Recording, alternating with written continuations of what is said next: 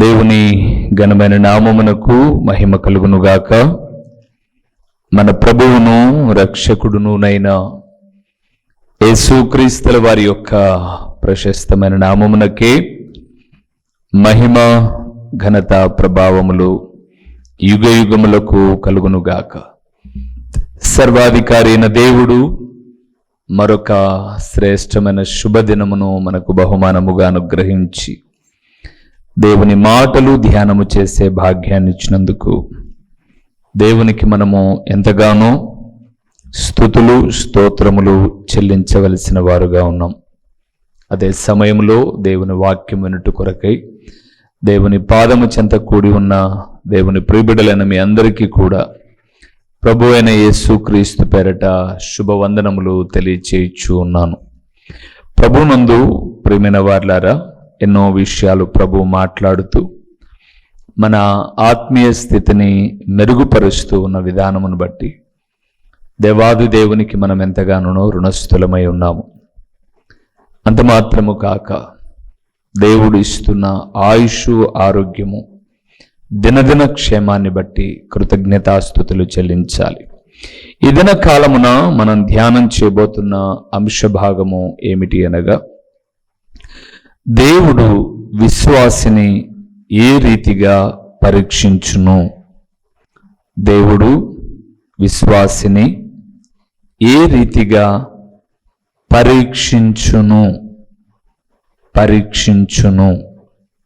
పరీక్ష. ప్రభునందు ప్రియులారా, ప్రస్తుత దినాల్లో ఏ అనారోగ్యం వచ్చినా వెంటనే పరీక్షలు జరుగుతున్నాయి. పూర్వపు దినాల్లో ఎవరైనా వైద్యుల దగ్గరికి వెళ్ళి జ్వరమనో తలనొప్పనో ఒళ్ళు నొప్పనో అడిగితే రక్త పరీక్షలు ఏమి రాసేవాళ్ళు కాదు. నాలుక చాపు అనేవాళ్ళు, నాడి పట్టుకునేవారు, జబ్బు ఏదో నిర్ధారించేవాళ్ళు. ఎంత గొప్ప జ్ఞానమో! ప్రస్తుతం జ్వరమనో ఏ జబ్బనో వెళ్ళినా నాడి పట్టుకునే వాళ్ళు, నాలుక చాపనే వాళ్ళు లేరు. కానీ నిన్ను చూడకోకుండగానే పేపర్ మీద రాసి ఈ టెస్ట్లన్నీ చేయించుకొని రాపో అని అంటారు. ఇవన్నీ చేయించుకొని రాపో, ఈ పరీక్షలు చూసిన తర్వాత నిర్ధారణకు వద్దాం అని. రక్త పరీక్ష, గల్ల పరీక్ష, ఆ పరీక్ష, ఈ పరీక్ష, అన్ని పరీక్షలే. కానీ దేవుడు ఒక విశ్వాసిని పరీక్షించాలన్నప్పుడు అతడి చేతిలో బైబిల్ ఉందా, అతను మోకాళ్ళు వంగుతాడా, ప్రార్థన చేస్తాడా, లేకపోతే పాట పాడతాడా, వాక్యం చెప్తాడా, వాక్యం వింటాడా, ఇవన్నీ పరీక్షించాడు ఆయన. ఆయన పరీక్ష చాలా డిఫరెంట్. అవేంటో ఈరోజు చూద్దాం. యోహాను సువార్త మూల వాక్యాన్ని చదువుకుందాం. యోహాను సువార్త 6వ అధ్యాయము 6వ వచనంలో యేసు ప్రభుల వారే మాట్లాడిన ఒక మాట ఇక్కడ రాయబడి ఉంది. మనం చూద్దాం. యోహాను సువార్త 6వ అధ్యాయము 6వ వచనములో ఉన్నటువంటి ఒక చక్కటి మాట చూద్దాం. ఏమి చేయనై ఉండెనో తానే ఎరిగి ఉండి అతనిని పరీక్షించుటకు అలాగడిగెను. చాలు. యేసు ప్రభుల వారు తిబెరియా సముద్రము అనగా గలిలయ సముద్రము అద్దరికి వచ్చినప్పుడు చాలా మంది రోగముతో ఉన్న వాళ్ళందరూ ప్రభు దగ్గరికి వచ్చారు, మమ్మల్ని స్వస్థపరచు అని. అలాగా స్వస్థతలు, దేవుని మాటలు ప్రభు మాట్లాడుతూ ఉన్నప్పుడు కాలాతీతమైపోయింది. చాలామంది వస్తూ ఉన్నారు, ఆయనతో కూర్చొని ఆయన చెప్పే బోధ వింటూ ఉన్నారు. ప్రభు ఒక మాట చెప్పాడు, వీళ్ళందరికీ మీరే భోజనం పెట్టండి అని అన్నాడు. వీళ్ళందరికీ మీరే భోజనం పెట్టండి అంటే ఫిలిప్పు వెంటనే లెక్కలు వేశాడు.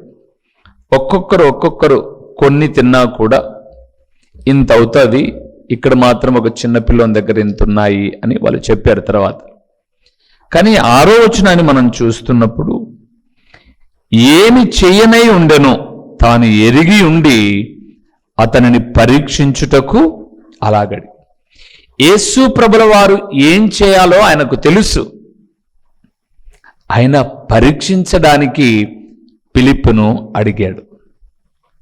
ప్రభునందు ప్రియులారా, మన జీవితం అంతా ప్రభువుకు తెలుసు. మనం ప్రత్యేకించి నేను ఇలాంటి అని మనం అనాల్సిన పర్లేదు, తెలుసు ఆయనకు. కానీ కొన్ని పరీక్షించడానికి ఆయన మన ముందు కొన్ని పనులు పెడతాడు. అవి మనం చేస్తూ ఉన్నప్పుడు ఆయన పరీక్షలో మనం పాస్ అయ్యాము అని అంటే ప్రభు బహుగా ఆనందించడమే కాకోకుండా వారిని నిండారులుగా దీవించేటటువంటి ప్రభు. ఏమేమి పరీక్షలు ప్రభు చేస్తాడో చాలా ఉన్నాయి బైబిల్ గ్రంథంలో. అన్నింటిని మనం ధ్యానం చేయలేం, కొన్నిటిని ధ్యానం చేద్దాం. ఈరోజు ఆయన ఏమేమి పరీక్షిస్తాడో కొన్ని మనం చూద్దాం. మొదటి విషయానికి వద్దాం. నిర్గమాకాండము 20వ అధ్యాయము 20వ వచనములో ఒక మాటను మనం చూద్దాం. 20వ అధ్యాయము నిర్గమాకాండము 20వ వచనం. అందుకు మోషే భయపడకుడి, మిమ్మును పరీక్షించుటకును మీరు పాపము చేయకుండానట్లు ఆయన భయము మీకు కలుగుటకును దేవుడు వేం చేసనని ప్రజలతో చెప్పాను. మీరు మొదటి లైన్లో అందుకు మోషే భయపడకుడి, మిమ్మును పరీక్షించుటకు. సృష్టికర్త అయిన దేవుడు 10 ఆజ్ఞలను ఇచ్చాడు. అవన్నీ చదివి చక్కగా వివరించాడు మోషే గారు. అవన్నీ ఒకదాని వెంట ఒకటి మనం 20వ అధ్యాయంలో చూసిన తర్వాత సర్వాధికారి అయిన దేవుడు ఆ పర్వతము మీదికొచ్చి దిగి వారితో మాట్లాడాలనుకున్నప్పుడు పెద్ద ఉరుములు, మెరుపులు, బూరద్దు అని ఆ పర్వతం అంతా ధూమము చేత నిండిపోగానే వాళ్ళన్నారు, మోషే గారండి, దేవుడు ప్రత్యక్షమై మాట్లాడితే మేము వినేంత శక్తి మాకు లేదు, మీరు మాట్లాడండి మేము వింటాం అన్నారు. అప్పుడు మోషే చెప్పిన మాట, దేవుడు మిమ్మల్ని పరీక్షిస్తాడు. ఏమనో తెలుసా? ఈ వాక్యం అంతా మీ దగ్గర ఉంది, అవన్నీ మీరు విన్నారు, చూశారు, కన్నారు. ఈ వాక్యానికి భిన్నముగా భయము లేకోకుండా పాపము చేస్తారా, పవిత్రంగా బ్రతుకుతారా అని ప్రభు పరీక్షిస్తాడు అని చెప్పాడు.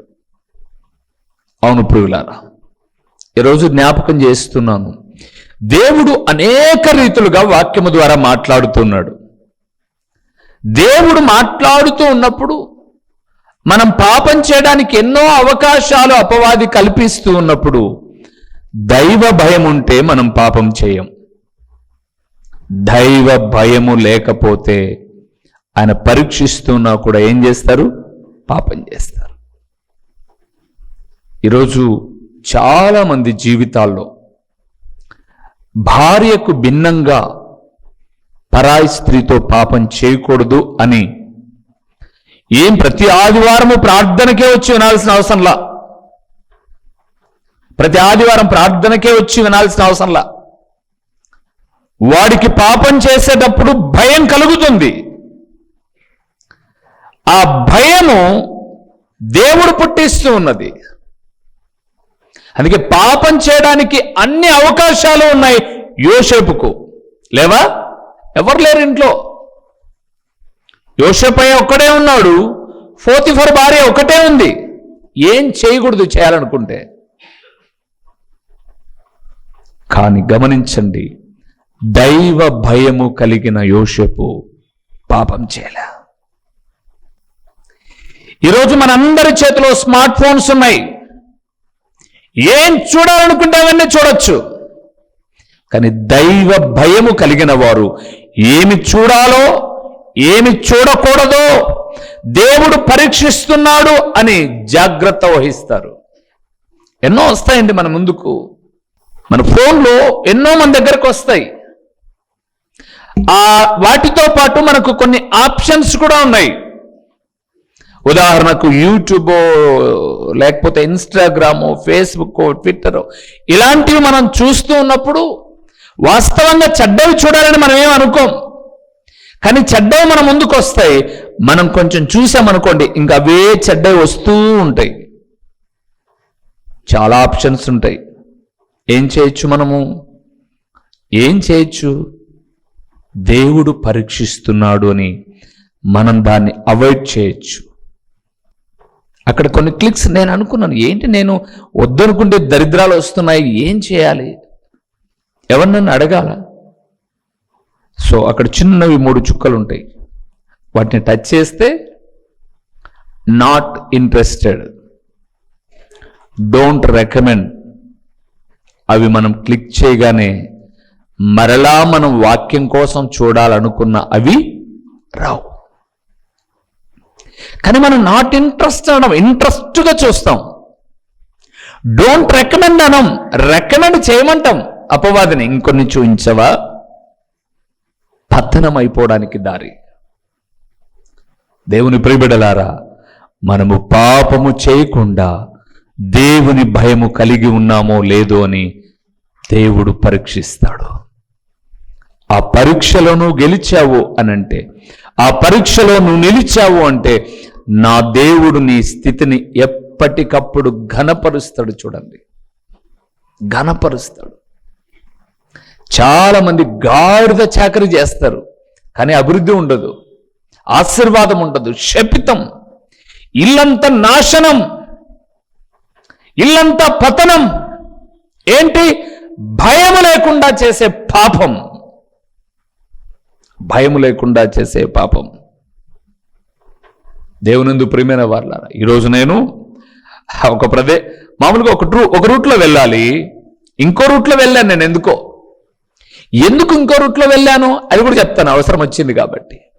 నేను అనుకున్నాను, ఒక మంచి టీపాయ్ కొందాం చర్చికి. నిన్న పలానా చోట్ల మేము వెళ్తుంటే కనిపించాయి కదా, సో అంత కాకుండా పోలీస్ స్టేషన్ ముందుగా వెళ్తే ఆ స్టేషన్ ఎదురుగా పెట్టింటారని ఆ రూట్లో వెళ్ళాను. ఒకడు ఒక ఆమెను ఎక్కించుకొని వెళ్ళిపోతూ ఉన్నాడు, నాకు తెలిసినోడే. నేను అనుకున్నాడు, ఒరే దరిద్రుడా, నేను దాదాపు 25 సంవత్సరాల దేవుని సేవ ఈ ప్రాంతంలో ఉన్నాను. ఆ కుటుంబం నాకు దగ్గర ఒక 15-16 సంవత్సరాల నుంచి తెలుసు. 15-16 సంవత్సరాల్లో వాని భార్యను ఎక్కించుకుని వాడు ఎప్పుడు కనపరాలే నాకు. ఇంకా మీరు చూడండి, శపితం కుటుంబం, పాపం, నాశనపు దారిలో. ఎంత దౌర్భాగ్యం.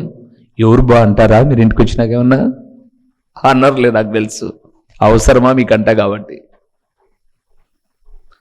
పాపము చేయకుండా చేసే అవకాశం ఉన్నా పారిపోవడము దేవుని పరీక్షలో నిలబడ్డం. రెండోది చూద్దాము, ఏం చేస్తాడు పరీక్ష దేవుడు. పేతురు రాసిన మొదటి పత్రిక 1వ అధ్యాయము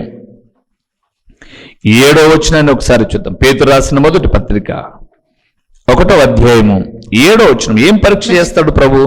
నశించిపోవు సువర్ణము చూసారా, అగ్ని పరీక్ష వలన శుద్ధపరచబడుచున్నది కదా, దానికంటే అమూల్యమైన మీ విశ్వాసము ఈ శోధనల చేత పరీక్షకు నిలిచినదై యేసుక్రీస్తు ప్రత్యక్షమైనప్పుడు మీకు మెప్పును మహిమయు ఘనతయు కలుగుటకు కారణమగును. రెండవది, దేవుడు మన విశ్వాసాన్ని పరీక్షిస్తాడు. దేవుడు ఏం చేస్తాడు? మన విశ్వాసాన్ని. యోబు దేవునియందు మంచి యథార్థవంతుడు, విశ్వాసి. శోధనలు తీసుకొచ్చి పెట్టాడు అపవాది, చాలా భయంకరమైన పరిస్థితులు. భార్య వేదన చెందుతుంది, ఇంకా దేవుడు ఏంటండి చచ్చిపోకోకుండా. అక్కడ మీరు చూసారా, చాలా చక్కటి మాట. నశించిపోవు సువర్ణము అగ్ని పరీక్ష వలన ఏమవుతుందట? శుద్ధపరచబడుతుంది.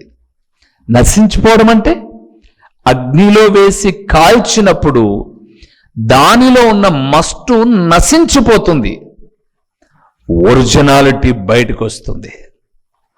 ఎంత అద్భుతకరంగా, చాలా అద్భుతకరంగా. ఒకరోజు నేను నాకు తెలిసిన బంగారు పని చేసే అతను ఉంటే నా చేతిలో ఉన్న రింగ్ తీసుకుని వెళ్ళి, దీన్ని 24 క్యారెక్టర్ కావాలి నాకు, దీన్ని చేయండి అని అన్నాను. నా ముందే పగలగొట్టి దాంట్లో ఉన్నటువంటి రాయి తీసేసి రాయి నా చేతికి ఇచ్చాడు. ఎందుకు అన్నాను. ఇది మళ్ళీ చూద్దాం లేదు, పట్టుకో అన్నాడు. నీ చేతికి ఇచ్చి పనిని పంపిస్తాను, నువ్వు వెళ్ళి పలాని చోట కరిగిస్తారు, దీన్ని ఒక చిన్న కమ్మి మాదిరి ఇస్తారు, తీసుకురా, అప్పుడు నేను ఎంత గోల్డ్ పడుతుందో చెప్తాను అన్నాడు. సరే, ముందు వెళ్ళక ముందు ఒకసారి వెయ్యి అన్నాను. వేశాడు. ఏదో ఒక 3 గ్రాములమైన 3.5 గ్రాములు అట్లా ఆ రింగ్ కనిపించింది. వెళ్ళాం, నాతో పాటే వచ్చాడు. ఒక చిన్న అంత పాత్రలో ఈ ఉంగరం వేశాడు, అగ్గిలో కాల్చాడు. అదంతా ద్రవం అయిపోయింది, నీళ్లు మాదిరి అయిపోయింది. దాన్ని అంతటిని వంచాడు. వంచిన తర్వాత అంత చిన్న కమ్మి అయిపోయింది, దాంట్లో ఏం లేదు. ఇంకా చూపించాడు, ఇందులో ఏం లేదు సార్. నాకు కూడా అర్థమైపోయింది. ఓకే, మళ్ళీ దాన్ని నా చేతికి, అబ్బాయి చేతికి ఇచ్చి పనివాడి చేతికి వెళ్ళిపోండి అన్నాడు. తీసుకొచ్చాను. ఇప్పుడు మళ్ళీ వెయ్యి అన్నాను. వేస్తానన్నా, వేస్తాను. వేశాడు. 3.5 గ్రాము ఉన్నటువంటిది 2 గ్రాములే ఉంది. 1.5 గ్రాము ఏమైనా, సరే 2.5 గ్రాము ఉంది, 1 గ్రాము ఏమైనా వాడు దొంగిలించాడా? లేదు. ఆయన చెప్పాడు, 24 క్యారెక్టర్లో వెండి కొన్ని పరికరాలు మేము కలపం, 22 క్యారెక్టర్స్లో కొన్ని కలుపుతాం. ఇది ఒకప్పుడు 22 క్యారెక్టర్స్ కాబట్టి దీనిలో కలిసినది కాలిపోయింది, ఇప్పుడు ఇది శుద్ధ సువర్ణం అక్కడ అన్నాడు. దేవుడు కొన్ని శ్రమల గుండా మనల్ని నడిపించేటప్పుడు మన 22ను 24 క్యారెక్టర్ చేయాలని పరీక్షిస్తాడు ఆయన. విశ్వాస జీవితములో పరీక్ష లేకోకుండా ఫలితము లేదు. ఆయన పరీక్షించినప్పుడు, నిలబడినప్పుడు, అక్కడ మీరు చూసారా, దేవుని వల్ల మీకు మెప్పు, మహిమ, ఘనత కలుగుటకు కారణం ఎప్పుడు? నిలబడినప్పుడు. పరీక్షకు నిలబడినప్పుడు మెప్పు, పరీక్షకు నిలబడినప్పుడు ఘనత. పరీక్షకు నిలబడాలి. అందుకే దేవుడు విశ్వాసమును పరీక్షిస్తాడు, విశ్వాసమును పరీక్షిస్తాడు. ప్రభునందు ప్రియమైన వాళ్ళారా, పరీక్ష నిలబడాలి. మొదటిది, మనం పాపం చేయకుండా దేవుని భయం ఉందో లేదో అని పరీక్షిస్తాడు. రెండవది, మన విశ్వాసం ఎలాగుందో పరీక్షిస్తాడు. దానికి అపవాది కొన్ని శోధనలు పెడతాడు. ప్రభు శోధనలు పెట్టడండి, ప్రభు పరిశోధిస్తాడు. అందుకే జ్ఞాపకం చేసుకునండి, పరీక్షలో మనం నిలబడాలి. మూడవది ఏం పరీక్షిస్తాడో చూద్దామా? కొరింథీయులకు రాసిన మొదటి పత్రిక 3వ అధ్యాయము, కొరింథీయులకు రాసిన మొదటి పత్రిక 3వ అధ్యాయము 13వ వచనాన్ని చూద్దాం. ఇక్కడ ఒక పరీక్ష ఉంది. 12, 13 కలిసి ఉన్నాయి. 12, 13 కలిసి ఉన్నాయి. చూద్దాం. నేను చదివించే ప్రతి చోట పరీక్ష.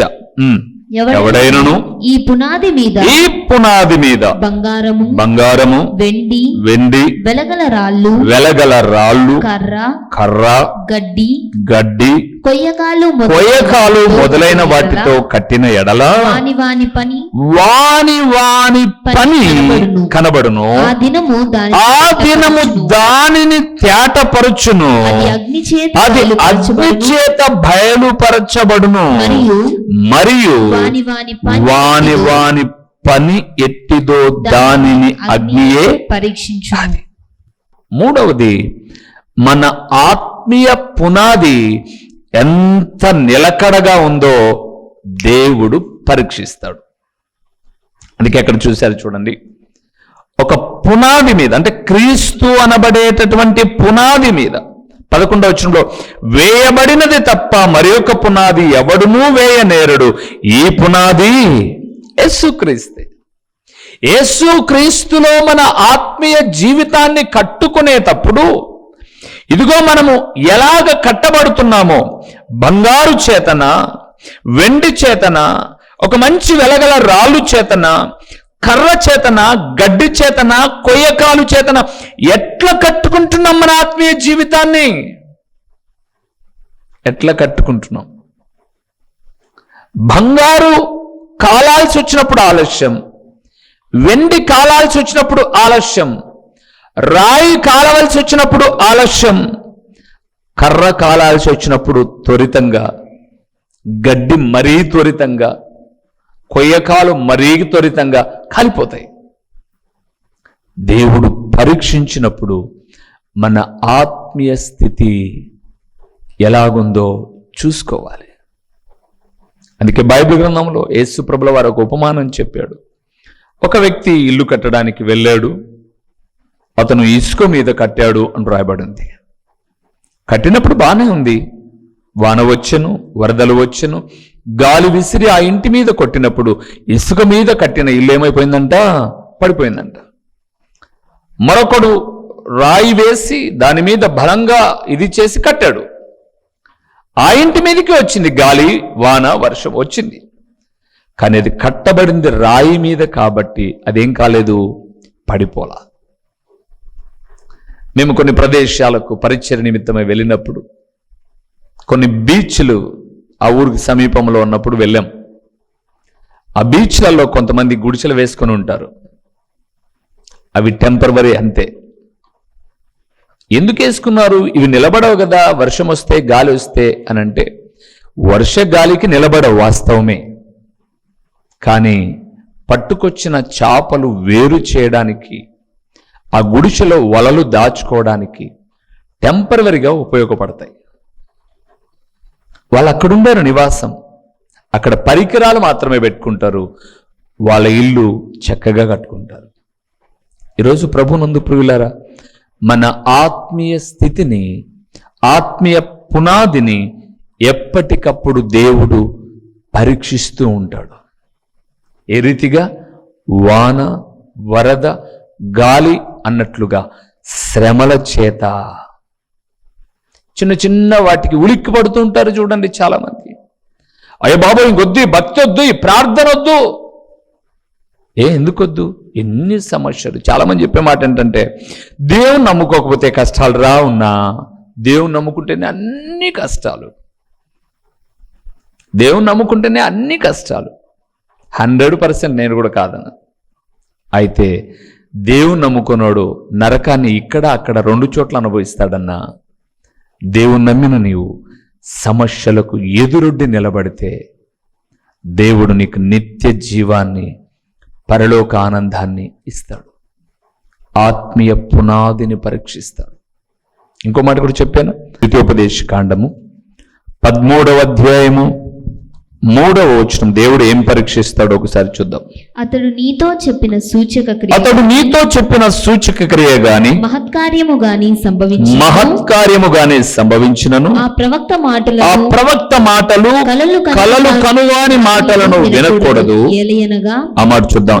ఏలయనగా మీరు మీ దేవుడైన యెహోవాను మీ పూర్ణ హృదయముతోను మీ పూర్ణ ఆత్మతోను ప్రేమించుచున్నారో లేదో తెలుసుకొనుటకు మీ దేవుడైన యెహోవా పరీక్షించుచున్నాడు. అది ఎందుకట? ఈరోజు చాలా మంది ప్రవక్తలు లేసి మాకు కలలు, దర్శనాలు, అబ్బో ఇవన్నీ కలిగే మీ గురించి అని చెప్తారు. మనం ఏం చేస్తామంటే దేవుని ప్రక్కన పెట్టి వీళ్ళని నమ్ముతాం. ఆయనకు నా గురించి కల వచ్చిందని. కొవ్వు కాకపోతే నీ గురించి ఆయనకు ఎందుకు వస్తుంది కల? బైబిల్ గ్రంథంలో దర్శనాలు కలిగాయి. అపోస్తల కార్యం 10వ అధ్యాయంలోనికి వెళ్తే కొర్నేలు ప్రార్థన చేసుకుంటుంటే దర్శనం కలిగింది. ఏమని కలిగింది? యొప్పేకు మనుషులను పంపించి పేతురును పిలిపించుకోమని దర్శనం కలిగింది. అక్కడ పేతురయ్య ప్రార్థన చేసుకుంటున్నాడు, ఆయనకు దర్శనం వచ్చింది. ఏమని? ఇదిగో నీ దగ్గరికి మనుషులు వస్తున్నారు, నువ్వు కొర్నేలు ఇంటికి ఇటలీ పటాలం అనబడిన పటాలానికి వెళ్ళు, అక్కడ సువార్త ప్రకటించు. ఆయనకు దర్శనం వచ్చింది. అంటే ఒక దర్శనము దేవుడు నెరవేర్చాలనుకున్నప్పుడు నీకు నాకు ఇద్దరికీ రావాలి. కానీ ఈరోజు దౌర్భాగ్యం ఏంటంటే సేవకులు మాత్రమే దర్శనాలు వస్తాయి, సేవకులు మాత్రమే కళలు వస్తాయి, విశ్వాసులకి ఏమి రావు. అందుకే ఇంటికి వెళ్ళేసి మొత్తం ఖాళీ చేస్తారు. అన్నాడు, నువ్వు ప్రవక్తలు అబద్ధాలు కలలు కానీ చెప్తాను చూడు, అవి వద్దు. నన్ను పూర్ణ హృదయంతో ప్రేమిస్తే, నేను చెప్పే మాట యథార్థంగా ఉన్న మాట నువ్వు విను. అందుకే మనం దేవుని ఎక్కువగా ప్రేమిస్తున్నామా, లోకంలో కథలు కార్కన్యాలు చెప్పేసి మభ్యపెట్టి మసిపూసి మారేడుకాయ చేసి ఏమి అమ్మాలనో అన్ని అమ్మేసి ఖర్చు అమ్ముతున్నారు, నూనె అమ్ముతున్నారు, ఇంకా ఇప్పుడు లేటెస్ట్గా సర్బత్ కూడా అమ్ముతున్నారు. తెలుదా మీకు? టీవీ ఆన్ చేసి చూడండి, అప్పుడప్పుడు షర్బత్ కూడా అమ్ముతున్నారు. ఈయన ద్రాక్ష రసం ఇస్తే ఆమెకు పిల్లలు పుడతారు. నేను అనుకున్నాను, ఒరే దరిద్రుడ, సర్బత్ అమ్మనీకి ఈస్ట్ గోదావరి నుంచి కడపకు రావాలనా? మా ఊర్లో నన్నారి సర్బత్ బ్రహ్మాండంగా దొరుకుతుంది, నా దగ్గర తెచ్చుకుంటే నేను ఊరికే ప్రార్థన చేస్తా. ఒకడు ద్రాక్షరసం అమ్ముతాడు, ఒకడు అంజూరుపుకాయలు అమ్ముతాడు, ఇంకోటి అమ్ముతాడు. ఈరోజు మా దగ్గర ఏం భోజనం అంట? మేక భోజనం అంట. వాళ్ళు టైటిల్ పెట్టింది, పలాని చోట కూడిక తదనంతరం మాంసాహారం. ఒక మేకపోతు బొమ్మనేసి మేకపోతు భోజనం. ఇవన్నీ మొత్తం ఊడబిక్కుంటాడే తప్ప ఊరక పెట్టి పంపడు. కానీ మన వాళ్ళు అనుకుంటారు, ఏంది అన్న రోజు అజ్జేద్ది అంటాడు. ఆయన జ్యూస్ ఇచ్చా తర్వాత ఏం పెట్టా? మేకపోతే భోజనం పెట్టా. ఇవన్నీ చెప్పిన తర్వాత నువ్వు 7 వారాలు ఖచ్చితంగా రావాల్సిందే అమ్మా అంటాడు. మరి మిగతా 6 వారాలు పెట్టడం మేకపోతే భోజనం నువ్వు క్యారీ కట్టుకొని పోవాలా. నున్నగా ఒలిపి లాస్ట్ వారం పోలేదా? 14 రా పోలేదా? 21 రా పోలేదా? 28 రా పోలేదా? జీవితాంతం వస్తా ఉండు. అది బాగుంటుంది. ఎందుకంటే వాక్యం ఏం చెప్పరు వాళ్ళు. మన వాళ్ళు కూడా ఏమంటారంటే, ఏమి జనం అంటే, జనం ఉంటే పొలంగల కాడిపోతే కూడా జనం ఉంటారు. దానికి నోరు పోలనా? జనాలు చూడాలంటే పొలంగల కాడ ఒక 5 నిమిషాలు నిలబడుకున్నారు అనుకోండి, ఇట్టపోతుంటే కార్లు, ఇట్టపోతుంటే బస్సులు, ఇట్టపోతుంటే మధ్య వచ్చి ట్రై అంటే అని అంటాడు, మళ్ళా వెళ్ళిపోతాడు. ఈ జనాలు చూసి నీకు ఈడ ఛార్జీలు మిగులుతాయి. ఆడ జనాలు చూసి ఇంటికి వచ్చి కారం సంగటి వండుకొని తినచ్చు. ఆటికి పోయి చూడాలి అమ్మ జనం. దేవుని ప్రేమించేవారు వాక్యాన్ని ప్రేమిస్తారు. అందుకే దేవుడు ఏమేమి పరీక్షిస్తాడట? నీకు దైవ భయం ఉందో లేదో, పాపం చేయకుండా బ్రతుకుతావో లేదో పరీక్షిస్తాడు. రెండవది, మన విశ్వాసాన్ని పరీక్షిస్తాడు, మన ఆత్మీయ పునాదిని పరీక్షిస్తాడు, దేవుని పూర్ణ హృదయంతో ప్రేమించుచున్నామో లేదో పరీక్షిస్తాడు. అలాగ నీకు పరీక్ష ఎదురైనప్పుడు నిలబడు, ప్రభువుకు సాక్షిగా జీవించు. తలలో ఉంచుదాం, కళ్ళు మూసి ప్రార్థన చేద్దాం. పరీక్షలో నిలుచుటకు అవసరమైన మీ మాటల మాధుర్యతను మేము తెలుసుకొని పొందుకోవడానికి సహాయం చేయండి. మీ ఆత్మ సహాయాన్ని మాకు అందించి ఈ వాక్యమినే బిడ్డలు కూడా సత్యపు వెలుగులో నడవడానికి సహాయం చేయండి. తండ్రి, ప్రకటించబడిన ఈ పరలోకపు సంగతులు వ్యర్థముగా పోకుండా సారవంతమైన నేలను పడిన విత్తనము వలె 30దంతలుగా 60దంతలుగా 100ంతలుగా ఫలింపచేసి మీ ఘననామానికి మహిమ ఘనత ప్రభావములు మీరు కలుగు చేసుకునమని ఎంతైనా నమ్మదగిన దేవుడవైన మీకు స్తుతులు చెల్లించుకుంటూ యేసు నామములో అడిగి పొందియున్నాము తండ్రి, ఆమేన్. మా చిరునామా దైవజనుడు బ్రదర్ ఓ రూబేన్ గారు, క్రీస్తు ప్రార్థనా మందిరం, డోర్ నెంబర్ 1-10-386, నగరిగుట్ట, పులివెందుల, కడప జిల్లా. మీ ప్రార్థన అవసరాల కొరకై సెల్ నంబర్ 9989067409.